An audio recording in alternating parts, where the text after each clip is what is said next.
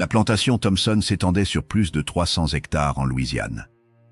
John Thompson régnait sur ce domaine comme un souverain sur son royaume. Marié à Elizabeth depuis 10 ans, il menait la vie d'un gentleman prospère.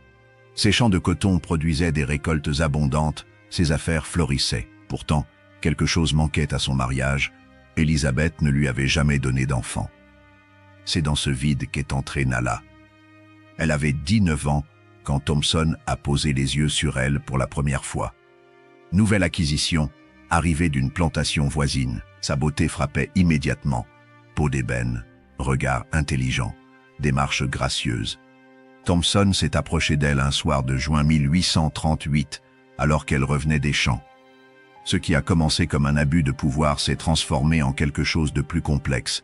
Nala ne pouvait pas refuser, elle le savait, mais au fil des semaines, une étrange complicité s'est installée entre eux. 3 mois plus tard, Nala a compris qu'elle portait un enfant. Thompson a paniqué. Elizabeth ne devait rien savoir, la communauté blanche non plus. Un enfant métis dans sa propre plantation. Le scandale aurait ruiné sa réputation, détruit son mariage, anéanti sa position sociale. Il passait des nuits blanches à chercher une solution. Nala grandissait de jour en jour. Les autres esclaves commençaient à remarquer son ventre arrondi. La naissance est arrivée en mars 1839. Une petite fille à la peau claire, aux traits délicats qui trahissaient son héritage mixte. Thompson l'a regardée une seule fois, cet enfant qui portait son sang, et a détourné les yeux. Nala a appelé sa fille Zahara. Pendant 6 mois, Thompson a vécu dans l'angoisse constante. Chaque fois qu'Elizabeth passait près des quartiers des esclaves, il retenait son souffle. Chaque fois qu'un visiteur venait à la plantation, il craignait qu'on ne remarque la ressemblance entre lui et cette petite fille. La peur l'a poussé à prendre une décision radicale. Béatrice Lacroix possédait un domaine dans le Mississippi. Veuve sans enfant, elle gérait seule sa propriété. Thompson la connaissait depuis des années. Il lui a écrit une lettre, proposant de lui vendre 2 esclaves, une jeune femme robuste et son bébé. Prix avantageux. Béatrice a accepté sans poser de questions. Le jour du départ, Nala a compris ce qui se passait. Elle a serré Zahara contre elle, refusant de monter dans la charrette. Thompson a dû ordonner à 2 de ses contremaîtres de la forcer. Les cris de Nala ont hanté la plantation pendant des heures après son départ. Les autres esclaves ont assisté à la scène en silence, impuissants. Thompson a payé le conducteur de la charrette pour qu'il conduise mère et fille jusqu'au Mississippi sans s'arrêter. Il voulait qu'elle disparaisse rapidement, qu'elle s'efface de sa vie comme on efface une tache. Ce soir-là, il a dormi pour la première fois depuis des mois. Il croyait avoir résolu son problème. Il ne savait pas qu'il venait de planter la graine de sa propre destruction. Le domaine Lacroix différait complètement de la plantation Thompson. Béatrice dirigeait avec fermeté, mais sans cruauté excessive. Elle inspectait personnellement les quartiers des esclaves, s'assurait qu'ils avaient de quoi manger, soignait elle-même les malades quand le médecin tardait à venir. Ce n'était pas de la bonté au sens moral, plutôt du pragmatisme. Des esclaves en bonne santé travaillaient mieux. Nala s'est adaptée lentement. La douleur de la séparation d'avec sa vie précédente ne s'est jamais vraiment atténuée. Elle travaillait au champ du matin au soir, Zahara attachée sur son dos. La nuit, elle serrait sa fille contre elle et pleurait en silence. Mais elle n'a jamais prononcé le nom de Thompson. Pas encore. Zahara était trop jeune pour comprendre. Les années ont passé. Zahara grandissait rapidement. À 5 ans, elle posait déjà des questions auxquelles les autres enfants esclaves ne pensaient même pas.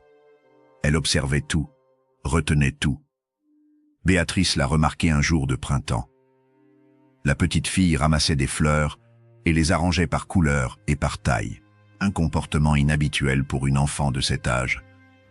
Béatrice a appelé Zahara près d'elle.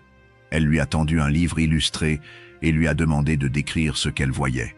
Zahara a décrit chaque image avec une précision étonnante, inventant même des histoires autour des personnages. Béatrice a souri. Elle avait toujours voulu une fille.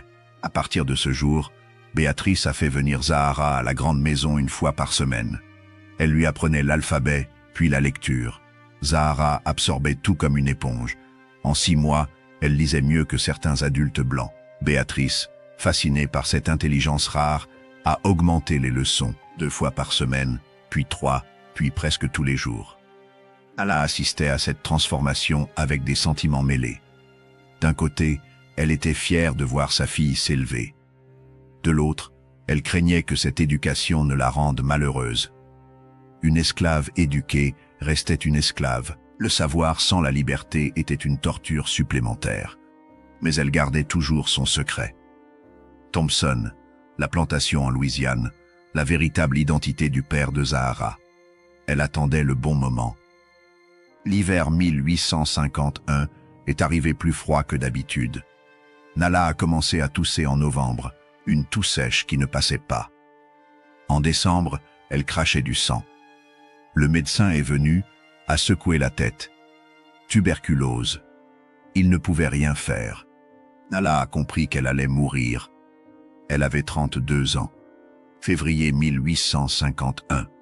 Nala brûlait de fièvre dans sa case.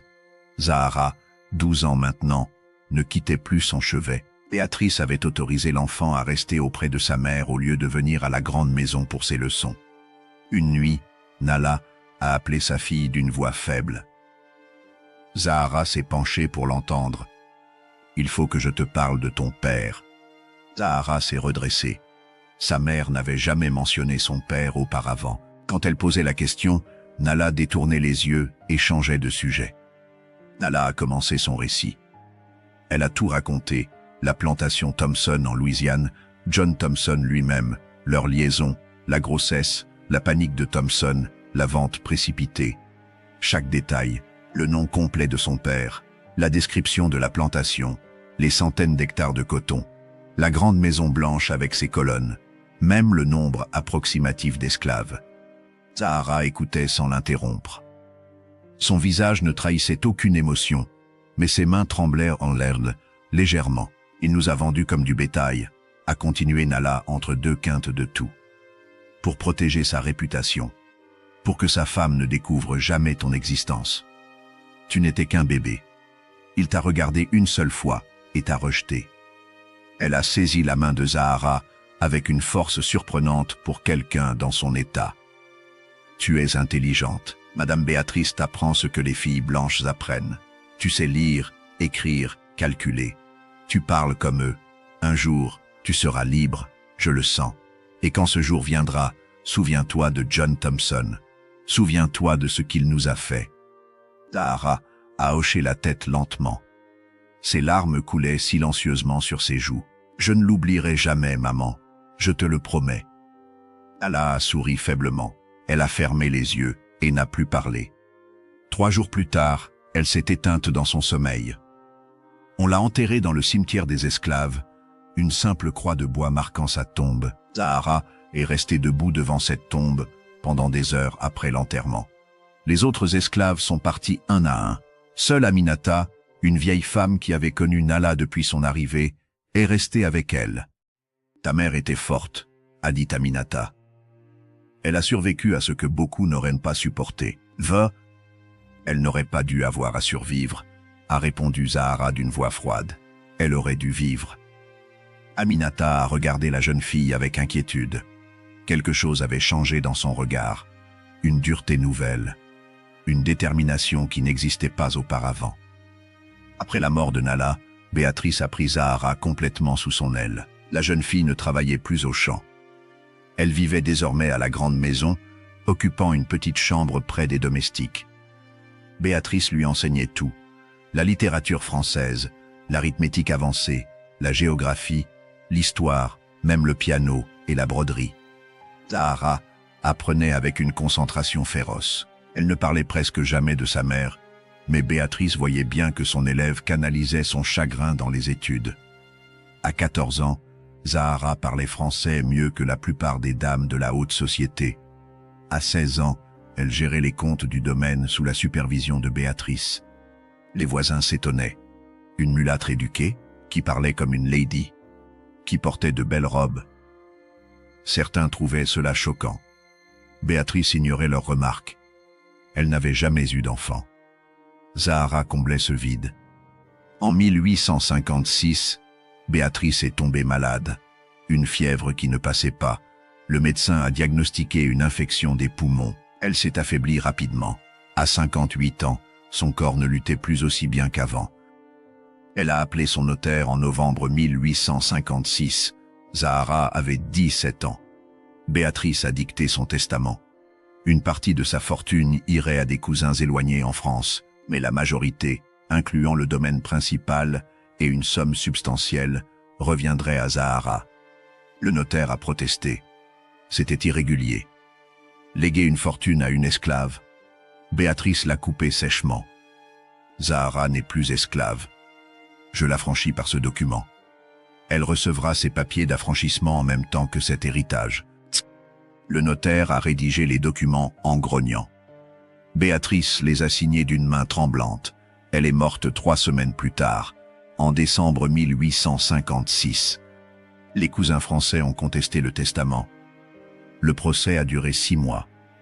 Mais les documents étaient en règle. En juin 1857, Zahara a hérité officiellement. À 18 ans, elle possédait un domaine de 150 hectares et une fortune de 40 000 $. La communauté blanche était scandalisée. Une ancienne esclave, propriétaire terrienne, riche, les portes se fermèrent devant elle. Personne ne l'invitait aux réceptions. Les dames détournaient le regard quand elle passait. Les hommes la regardaient avec un mélange de mépris et de convoitise. Zahara s'en fichait. Elle gérait son domaine avec efficacité. Elle a gardé tous les esclaves de Béatrice et les a traités équitablement. Elle économisait chaque dollar, investissait prudemment. Et elle pensait constamment à la Louisiane, à John Thompson. Elle a commencé à se renseigner discrètement. Elle a payé des marchands qui voyageaient entre le Mississippi et la Louisiane pour obtenir des nouvelles. En 1858, elle a appris que la plantation Thompson traversait des difficultés financières. Mauvaise récolte 2 années de suite. Dettes qui s'accumulaient. Zahara a souri en recevant cette information. Elle a attendu. En mars 1859, un marchand lui a apporté une nouvelle cruciale. La plantation Thompson était en vente, saisie par les créanciers. Vente aux enchères prévue pour mai. Zahara a préparé son argent. Elle a vendu une partie de son domaine du Mississippi. Elle a liquidé certains investissements. En avril 1859, elle possédait 65 000 $ en liquide. Elle a pris le train pour la Louisiane. La vente aux enchères se tenait devant le palais de justice de la paroisse. Une trentaine de personnes s'étaient rassemblées. Des planteurs voisins, des spéculateurs, quelques curieux, et une jeune femme élégante que personne ne reconnaissait. Zahara portait une robe de soie verte, un chapeau à large bord, des gants blancs. Elle ressemblait parfaitement à une jeune héritière venue investir dans l'immobilier. Sa peau claire lui permettait de passer pour une femme blanche aux yeux de ceux qui ne regardaient pas de trop près. John Thompson se tenait à l'écart, appuyé contre un arbre. Il avait 55 ans mais en paraissait 10 de plus. Ses cheveux grisonnaient, son visage portait les marques de l'alcool et du stress. Ses vêtements, autrefois impeccables, montraient des signes d'usure. Il observait la vente de sa propriété comme un condamné regarde son propre échafaud. Les enchères ont commencé. Le commissaire-priseur a décrit la plantation. 300 hectares, grande maison, dépendance, équipement. Prix de départ, 40 000 $. Les enchères ont monté lentement. 42 000, 45 000, 50 000. Zahara est entré dans la danse à 52 000. Un planteur local a contre-offert à 54 000. Zahara a répondu 57 000 sans hésiter. Le planteur a abandonné. Un spéculateur de la Nouvelle-Orléans a tenté sa chance à 58 000. Zahara a sauté directement à 62 000. Le silence est tombé sur la foule. Le spéculateur a secoué la tête. 62 000 une fois, 2 fois, adjugé. Zahara avait acheté la plantation de son père. Thompson a regardé cette jeune femme inconnue signer les papiers. Il se demandait qui elle était, d'où elle venait, pourquoi elle avait payé si cher. Le commissaire-priseur lui a remis une enveloppe contenant ce qui restait après le paiement des créanciers, 1200 $. Tout ce qu'il lui restait au monde. Zahara s'est approchée de lui. Thompson a levé les yeux vers elle. Elle lui a tendu sa carte. Trebirexbay, Dristi Gusua, Mademoiselle Z. Lacroix, propriétaire du domaine que vous venez de quitter. Thompson a pris la carte d'une main tremblante. Je comprends que vous connaissez bien cette propriété, a continué Zahara d'une voix douce. Les terres, les cultures, les méthodes de gestion. J'aurais besoin de quelqu'un d'expérimenté pour m'aider à gérer l'exploitation. Thompson l'a regardé sans comprendre. Vous me proposez un emploi, Metalabi, un poste de régisseur, logé, nourri, salaire de 15 $ par mois. 15 $. Le salaire d'un domestique ordinaire. Lui qui avait possédé cette terre, valant des dizaines de milliers de dollars. Mais il n'avait pas d'alternative, aucune famille pour l'accueillir, aucun ami prêt à l'aider. Elisabeth l'avait quitté 2 ans plus tôt, fatiguée de la pauvreté et de ses beuveries. « J'accepte », a-t-il murmuré. Zahara a souri. « Parfait. Vous commencez demain. » Thompson s'est installé dans une petite case près des écuries. La même case où vivait autrefois Eben, l'un de ses anciens esclaves. L'ironie ne lui a pas échappé. Zahara lui a donné ses instructions le premier jour. Il devait superviser les travaux au champ, mais sous sa direction constante. Chaque décision devait être approuvée par elle, chaque dépense justifiée. Elle vérifiait tout, notait tout, le corrigeait publiquement quand il se trompait. Les anciens esclaves assistaient à ce spectacle avec un mélange de satisfaction et de malaise. Eben, Aminata et Sekou avaient tous subi les colères de Thompson pendant des années. Eben portait encore les cicatrices du fouet sur son dos. Aminata avait perdu un fils vendu par Thompson pour rembourser une dette de jeu. Maintenant, ils voyaient leur ancien maître obéir aux ordres d'une jeune femme. Ils le voyaient transpirer sous le soleil, porter des charges lourdes, manger dans une gamelle en étain comme eux mangeaient autrefois. Zahara ne le frappait jamais. Elle n'élevait jamais la voix. Sa vengeance était plus subtile. Elle lui donnait les tâches les plus humiliantes. Nettoyer les écuries, réparer les clôtures, servir à table quand elle recevait des visiteurs. Elle le traitait avec une politesse glaciale qui était pire que la cruauté ouverte. Un jour, elle l'a fait venir dans le bureau. L'ancien bureau de Thompson, où il gérait jadis ses affaires. Elle s'est assise dans le grand fauteuil de cuir. Thompson est resté debout devant elle comme un serviteur. « J'ai remarqué que vous buvez trop », a-t-elle dit calmement. « Cela affecte votre travail. À partir d'aujourd'hui, je contrôle vos achats d'alcool. Une bouteille par semaine, pas plus. » Thompson a serré les poings. Il allait protester, puis il a vu son regard. Froid, implacable. Il a baissé la tête. « Oui, mademoiselle. » Les mois ont passé. Thompson se décomposait lentement. Il maigrissait. Ses mains tremblaient constamment. Il parlait seul parfois, revivant ses anciennes gloires. Les esclaves l'évitaient. Certains le plaignaient secrètement, d'autres savouraient sa chute. Eben l'a croisé un soir près des écuries. Thompson réparait une selle, les doigts gourds, l'air hagard. Eben s'est arrêté. « Vous vous souvenez du jour où vous m'avez fouetté parce que j'avais cassé une assiette ?» Thompson a levé les yeux. Il ne se souvenait même pas. Il avait fouetté tant d'esclaves pour tant de raisons. 20 coups, a continué Eben. 20 coups pour une assiette qui valait 50 cents. J'ai mis 2 semaines à pouvoir travailler normalement. Thompson a baissé les yeux vers sa selle. « Je suis désolé, a-t-il murmuré. Eben a ri amèrement. « Vos excuses ne valent rien. Elles viennent trop tard, et elles viennent de la peur, pas du remords. » Il est parti, laissant Thompson seul dans la pénombre. Aminata, elle aussi, l'a confronté un jour. Thompson portait un seau d'eau du puits à la cuisine. Elle l'a arrêté au milieu de la cour. « Mon fils s'appelait Jabari. Vous l'avez vendu en 1846. Il avait 14 ans. Vous avez perdu 200 $ au poker et vous aviez besoin d'argent rapidement. » Thompson a posé son seau. Il se souvenait vaguement. Un garçon robuste, un bon prix. « Je ne l'ai jamais revu, » a dit Aminata, sa voix se brisant légèrement. « Je ne sais pas s'il est vivant ou mort. Vous avez détruit ma vie pour 200 $. Thompson n'a pas répondu. Qu'aurait-il pu dire? Il a repris son seau et a continué vers la cuisine. Aminata l'a regardé s'éloigner, les larmes aux yeux. Décembre 1860. Thompson travaillait pour Zahara depuis 18 mois. La plantation prospérait sous sa gestion efficace. Elle avait réparé ce que la négligence de Thompson avait détruit. Les récoltes étaient en bonne. Les esclaves mieux nourris. L'argent rentrait. Thompson survivait, rien de plus. Il accomplissait ses tâches mécaniquement. Il buvait sa bouteille hebdomadaire en une nuit. Il dormait mal, hanté par des rêves confus où des visages d'esclaves le regardaient avec accusation.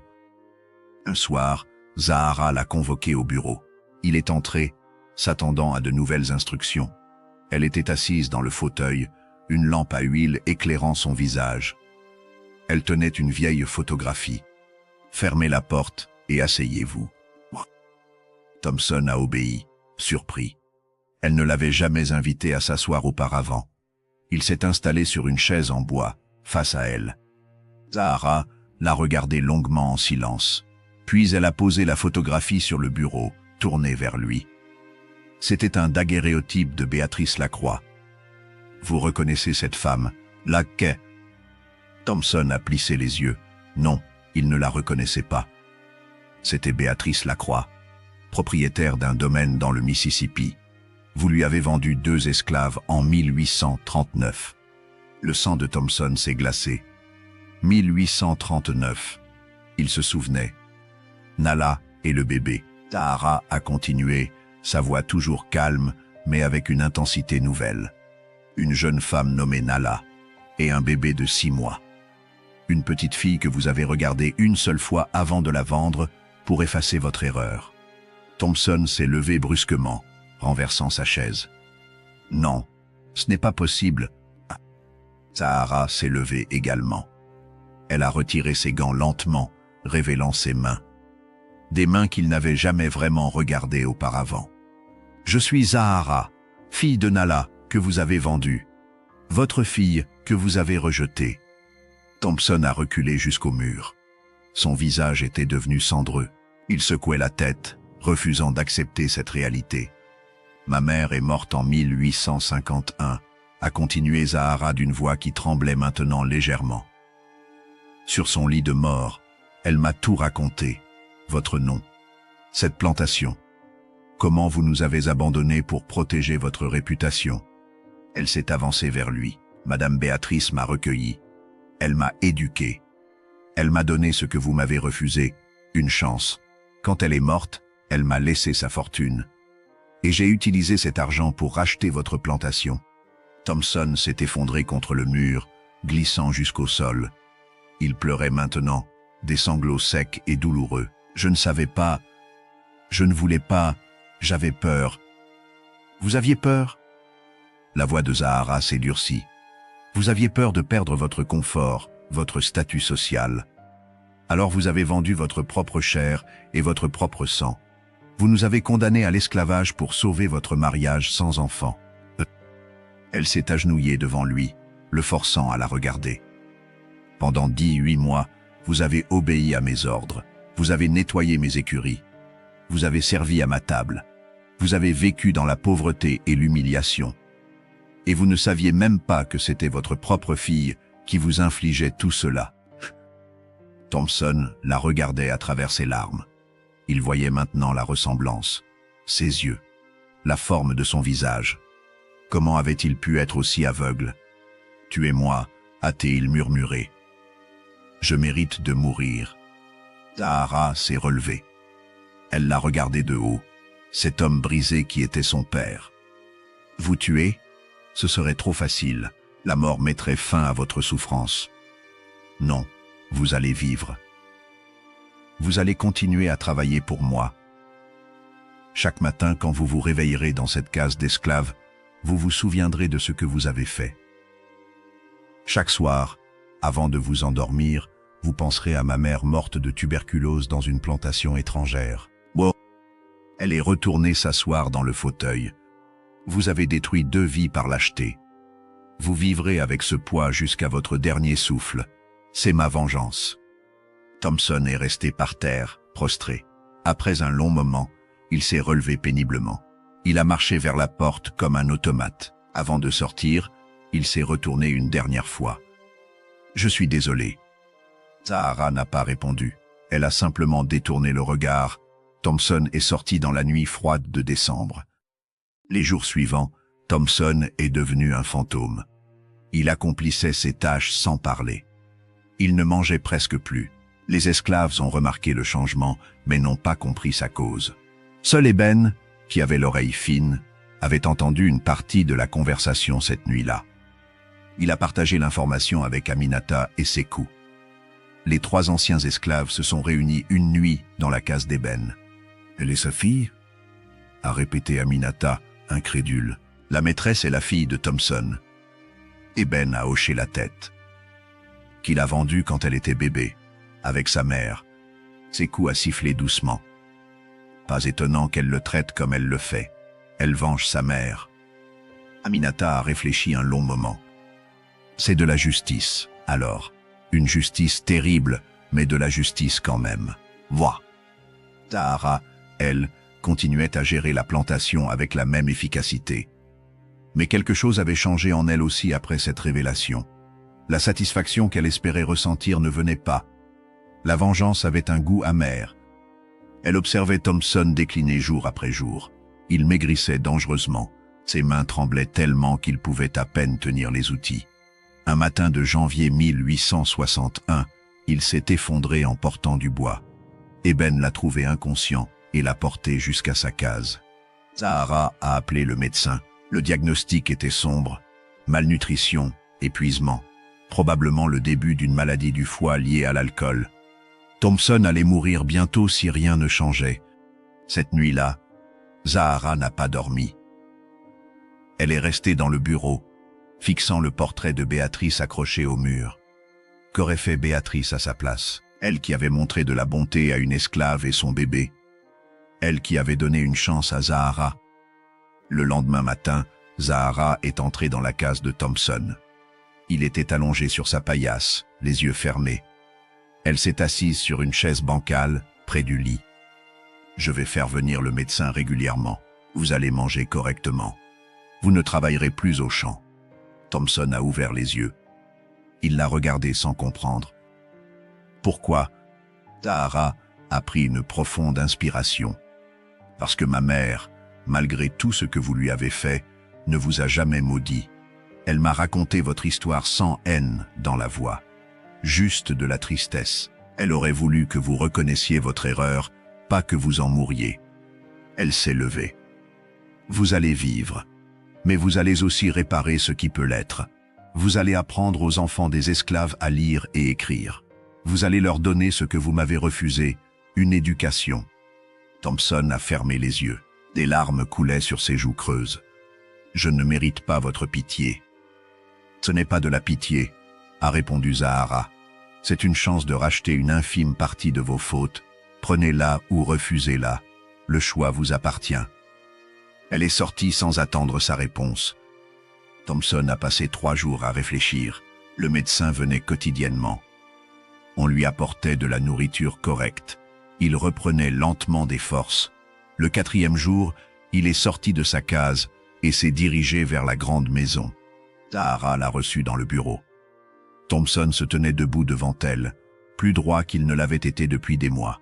« J'accepte. Je vais enseigner aux enfants. » Zahara a hoché la tête. « Vous commencerez demain. Eben vous aidera à préparer une salle de classe dans l'ancienne grange. » Thompson a hésité, puis a parlé d'une voix basse. « Je ne pourrai jamais réparer ce que j'ai détruit, ni envers vous, ni envers votre mère, ni envers tous ceux que j'ai fait souffrir. Mais je vais essayer. Jusqu'à mon dernier jour, je vais essayer. » Zahara l'a regardé longuement. Elle ne lui a pas pardonné. Elle ne lui pardonnerait peut-être jamais. Mais elle a vu dans ses yeux quelque chose qu'elle n'y avait jamais vu auparavant. Un remords sincère. « C'est tout ce que je peux vous demander. » L'histoire de John Thompson et Zahara ne se termine pas sur une réconciliation parfaite. Thompson a vécu encore 4 ans, enseignant aux enfants esclaves dans la petite salle de classe qu'il avait aménagée. Il est mort en 1865, juste après l'abolition de l'esclavage, sans avoir jamais vraiment connu la paix intérieure. Zahara a continué à gérer la plantation jusqu'à la guerre de sécession. Quand l'émancipation est arrivée, elle a partagé ses terres avec les anciens esclaves, créant une communauté de fermiers libres. Elle ne s'est jamais mariée, ne voulant pas créer de famille après la destruction de la sienne. Cette histoire nous enseigne plusieurs vérités douloureuses. D'abord, les conséquences de nos actes nous rattrapent toujours. Thompson croyait avoir effacé son problème en vendant Nala et Zahara. Il a découvert 20 ans plus tard que son péché revenait le détruire. Ce que nous semons dans la lâcheté, nous le récoltons dans la souffrance. Ensuite, la vengeance ne guérit pas les blessures. Zahara a obtenu sa revanche, humiliant son père pendant des mois. Mais cela n'a pas ramené sa mère. Cela n'a pas effacé les années d'esclavage. La satisfaction qu'elle cherchait s'est transformée en amertume. L'histoire montre aussi comment le système de l'esclavage corrompait même ceux qui en bénéficiaient. Thompson n'était probablement pas un monstre au départ, mais le pouvoir absolu sur d'autres êtres humains l'a transformé. Il a vendu sa propre fille, il a fouetté des hommes pour des broutilles. Le système l'a rendu inhumain. Enfin, elle démontre que la rédemption est possible, même pour les pires actes, mais qu'elle ne vient jamais facilement. Thompson a passé ses dernières années à essayer de réparer une fraction de ses fautes. Il n'a jamais obtenu le pardon de Zahara, mais il a donné à des dizaines d'enfants la possibilité d'apprendre, quelque chose qu'il avait refusé à sa propre fille. Les descendants de Zahara ont raconté cette histoire pendant des générations. Ils voulaient que personne n'oublie ce que l'esclavage avait fait aux familles, comment il avait brisé les liens les plus sacrés, un père vendant sa fille, une mère mourant loin de chez elle, une enfant grandissant sans savoir d'où elle venait. Mais il voulait aussi que les gens se souviennent que même dans les situations les plus terribles, même quand la haine semblerait justifiée, il reste toujours un choix. Zahara aurait pu laisser Thompson mourir, elle a choisi de lui donner une dernière chance. Pas pour lui, mais pour l'honneur de sa mère qui n'avait jamais voulu la vengeance, seulement la reconnaissance. Cette histoire nous rappelle que nos choix définissent qui nous sommes. Thompson a choisi la lâcheté et a payé le prix fort. Zahara a choisi d'abord la vengeance, puis la clémence, trouvant une paix imparfaite. Eben, Aminata et Sékou ont choisi de témoigner, gardant vivante la mémoire de ce qui s'était passé. En 1860, alors que l'Amérique se dirigeait vers la guerre qui allait abolir l'esclavage, cette petite plantation en Louisiane contenait toute la tragédie du système. Un homme détruit par ses propres péchés, une femme portant le poids de la vengeance et du pardon, des esclaves regardant leur ancien maître tomber et se demandant ce que cela signifiait pour leur propre avenir. L'histoire de Zahara et Thompson n'est pas unique. Des milliers d'histoires similaires se sont déroulées dans le Sud avant la guerre. Des pères rejetant leurs enfants métis, des familles déchirées par les ventes, des vies gâchées par l'orgueil et le racisme. Mais c'est l'une des rares où la justice, aussi imparfaite soit-elle, a fini par triompher. Pas une justice parfaite, pas une justice qui efface la douleur, mais une justice qui force à reconnaître la vérité et à faire face aux conséquences de ses actes. Voilà ce que nous enseigne cette histoire de 1860, que nous portons tous la responsabilité de nos choix, que la vengeance ne satisfait jamais vraiment, et que même dans les situations les plus sombres, nous gardons le pouvoir de choisir qui nous voulons être.